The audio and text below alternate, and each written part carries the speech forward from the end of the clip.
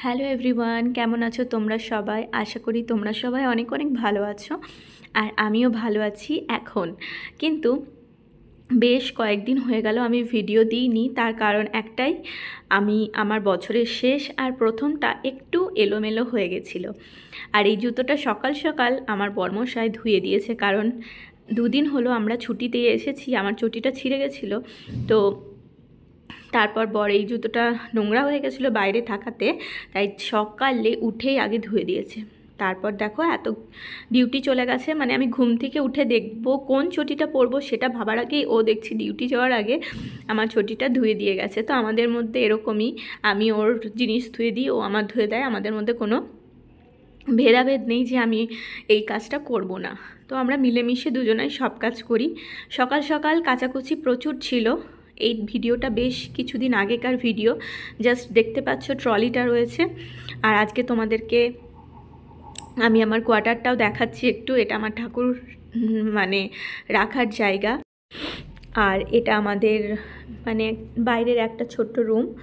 তারপর হচ্ছে বাইরের এরিয়াটা তো দেখালামই, যেখানে জামা কাপড় মেলা আছে। তারপর এটা হচ্ছে বেডরুম। তো এই কোয়ার্টারটা যেহেতু আমাদের ইউনিটের কোয়ার্টার নাই, তাহলে এটা সিঙ্গেল কোয়ার্টার ছিল। আমরা প্রথমে পাঞ্জাবে এসে এই কোয়ার্টারে উঠেছিলাম, তাই একটুখানি স্মৃতি হিসাবে এই কোয়ার্টারটা তুলে ধরে রাখলাম, যাতে পরবর্তী সময়ে আমরা দেখতে পাই। তো এখন প্রচণ্ড ঠান্ডা পড়েছে, এই কোয়ার্টারে সেরকম কিচ্ছুই নেই। আর একদিনের মধ্যেই আমরা এই কোয়ার্টারটা ছেড়ে আমাদের ইউনিটের কোয়ার্টারে চলে যাব।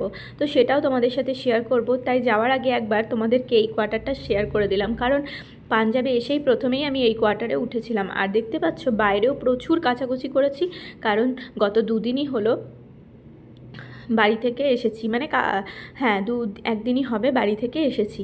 তো তাই প্রচুর কাচাকুচি, আর এখানে প্রচণ্ড পরিমাণে ঠান্ডা, তার মধ্যে আবার বৃষ্টিও হচ্ছে। তো ভিডিওগুলো করে রাখা ছিল, তোমাদের সাথে শেয়ার করা হয়নি। বৃষ্টিও হচ্ছে, দেখতে পাচ্ছ পুরো মেঘলা ওয়েদার, এখনও পর্যন্ত কুয়াশাই কাটেনি ভালো করে। তারপর দেখো, আমরা ভাবতেও পারিনি যে কালকে আমাদের কপালে কি লেখা আছে। তো আমরা বাড়ি থেকে আসার সময় বাবা এই মাছগুলো আমাদের দিয়ে দিয়েছিল। এর মধ্যে ছোট ছোট খয়রা ইলিশ, কাতলা মাছ, চিংড়ি মাছ, ভোলা মাছ, যেই মাছ আমি খেতে ভালোবাসি সবগুলোই মা ভেজে ভালো করে দিয়ে দিয়েছে। তো দেখতে পাচ্ছ এখানে চিংড়ি মাছ ভেজে রাখা আছে। তো বেশ অনেক দিন ধরেই মাছগুলো খেয়েছি। তো তারপরে এই নরিনগুলের রসগোল্লা, তো এই ভিডিওগুলো তোমাদের সাথে শেয়ারই করা হয়নি, কারণ এই লাড্ডুটা দেখতে পাচ্ছ, এটা খুব হেলদি একটা লাড্ডু। এটা হচ্ছে ড্রাই ফ্রুটসের লাড্ডু। তো আমরা আসার পর আমার পাশের বাড়ি একটা বান্ধবী আমাকে এই লাড্ডুটা দিয়ে গেছে, মানে জাস্ট বাড়িতে ঢুকেছি তখন এই লাড্ডু আর জল দিয়ে পাঠিয়েছে। তারপর আবার তরকারি মানে চিকেন রান্না করে দিয়ে পাঠিয়েছে। তো এমনি খুব ভালো এখানে আমাদের মধ্যে এই ইউনিটিটা আছে। আর আমি দেখেছি বাঙালিদের থেকে নন বেঙ্গলিরাই বেশি হেল্প, মানে একে অপরের, মানে সবাই নয়, সবার ক্ষেত্রে বলছি না, তবে কিছু কিছু মানুষ বেশ হেল্পফুল। তো এই বান্ধবীটা হচ্ছে আমার রাজস্থানী, কিন্তু বলতে পারো আমার থেকে অনেকটাই হয়তো বড় হবে, কিংবা হয়তো সেম এজের হবে, কিন্তু বেশ মানে ভালো। হয়তো মানে কি বলবো, বন্ধুত্বটা বেশি দিনের থাকে না, কিন্তু বেশ ভালো লাগে। ও যখন আবার ছুটি কেটে আসে তখন আবার আমি কিছু দিয়ে দিই। তো দেখতে পাচ্ছ এখানে আমরা যেই কোয়ার্টারে চলে আসবো সেই কোয়ার্টার কালার হচ্ছে।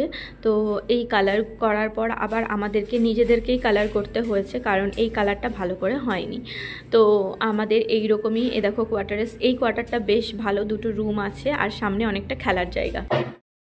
আর বেসিক্যালি আমি খেলার জায়গাটা, ফাঁকা মাঠটা, সামনে স্কুল, এই দুটো জিনিসের সুবিধার জন্যই আমি এই কোয়ার্টারটা নিয়েছি। কারণ আমরা ফ্ল্যাট সিস্টেমের কোয়ার্টার পেয়েছিলাম, ওখানে যাইনি, কারণ ওটা ওপরে উঠতে হয়, বারবার ছেলেকে নিয়ে ওঠা নামা খুব অসুবিধা হয় আমার।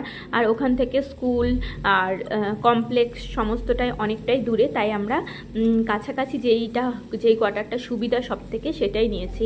আর সিঁড়ি দিয়ে ওঠা নামা করতে আমার বেশ কষ্ট হয়। আর এদিকে আমি চিংড়ি মাছ দিয়ে, ছোট ছোট কুচো চিংড়ি যেগুলো বাড়ি থেকে এনেছিলাম, কুমড়ো দিয়ে আলু দিয়ে একটা তরকারি করছি। তো এখনও পর্যন্ত আমি জানি না যে আমার ছেলেকে হসপিটালে ভর্তি করতে হবে। কিছুক্ষণ পর আমরা জানতে পারবো, হয়তো আজকের থেকেই ছেলের শরীরটা খারাপ শুরু হয়েছে। আজকে এই চিংড়ি মাছ কুমড়ো দিয়ে তরকারি করে আমি যখন ওই কোয়ার্টার থেকে বাড়িতে এসেছি তখনই ছেলে ফার্স্ট বমি করেছিল। তারপরে রাত্রেবেলা প্রচণ্ড জ্বর, তারপর সকালবেলা ডাক্তার দেখাতে নিয়ে গেছি। ডাক্তার বলেছে হসপিটালে ভর্তি করতে, কারণ ওকে জ্বর কমছিল না, ইঞ্জেকশন দিতে হবে তাই। তো সেই দিন ছিল 1 তারিখ। তো 1 জানুয়ারির দিন আমাদের ঘরে প্রচুর মন খারাপ সবার। 1 জানুয়ারিটা যে কীভাবে পেরিয়েছে সেটা একদমই বুঝতে পারিনি। রাতারাতি ওকে হসপিটালে ভোরবেলায়, আমাদের যেহেতু ইউনিটের গাড়ি যায় হসপিটালে, সেখানে হসপিটালে ভর্তি করেছিলাম এবং ওখানে প্রায় অনেক দিনই ছিল, তারপর সুস্থ হয়ে বাড়ি নিয়ে এসেছি। তো তাই বছরের শেষ আর শুরুটা আমার একদমই খুব একটা ভালো যায়নি। আবার এটাও বলতে পারি যে হয়তো বছরের শুরুটাতেই আমার সমস্ত ঝড়ঝাপটা মিটে গেল এবং দিনগুলো আগামী ভালোই হবে, পজিটিভটাই আমি মানবো। তার কারণ বেশ কিছুদিন ধরেই আমার ছেলেটা জ্বরে ভুগছিল, সর্দি কাশি। তো আমরা ডাক্তার দেখাতাম, ওষুধ দিত, বাট কিছুদিন পর আবার 2-1 দিনের মধ্যে জ্বর আসতো। তো এইভাবে চলছিল, কিন্তু ওর একটুখানি ট্রিটমেন্টের দরকার ছিল, যেই কারণে ওর কিছু ব্লাড টেস্টের দরকার ছিল এবং সেইগুলো করানো হয়েছে এবং তারপর সেই ওষুধগুলো দেওয়ার পরেই বাচ্চাটা সুস্থ করে আমরা বাড়ি নিয়ে আসতে পেরেছি। তো এইগুলো হয়তো আমার দরকার ছিল, আর বছরের প্রথমে এগুলো করেছে বলেই হয়তো আমি ভাববো যে সারা বছরটা ভালো যেতে পারে। তো দেখো আমরা এখন দুজনে হসপিটালে বসে আছি, এখন ওর বাবা আসেনি, তাই আমি আর ও আছি বসে। তো আমাদের দুজনেরই চেহারার অবস্থা খুবই খারাপ, তার কারণ হসপিটালে বুঝতেই পারছো হঠাৎ করেই ভর্তি হওয়া। তো ওর যেহেতু বাবা আসেনি তাই ওর মনটা খুবই খারাপ। প্রথম দিনকার যেহেতু ওর বাবা আসেনি।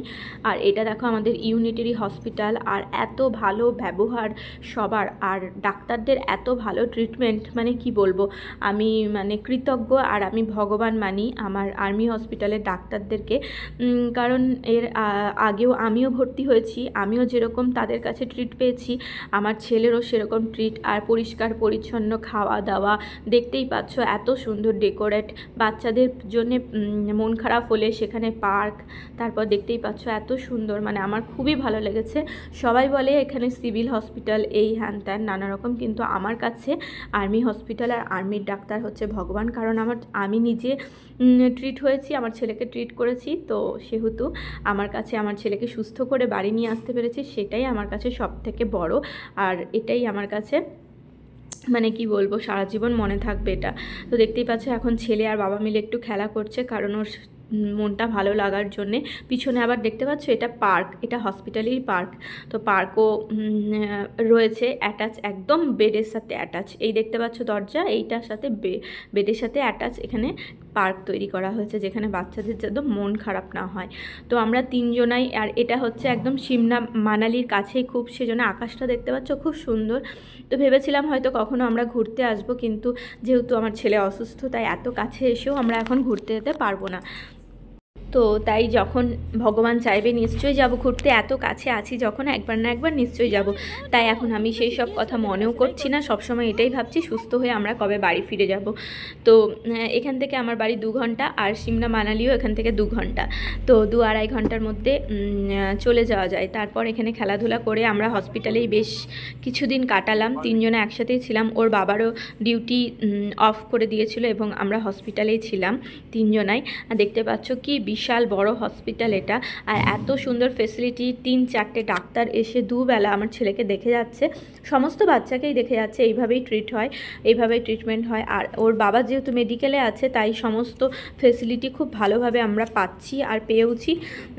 আর সরকারের তরফ থেকে সমস্ত ফেসিলিটি খুব সুন্দরভাবে দেওয়া আছে, কোনো কিছুর অসুবিধা হওয়ার কথাই নয়। তাই আমার খুব ভালো লেগেছে এখানকার ট্রিটমেন্টটা।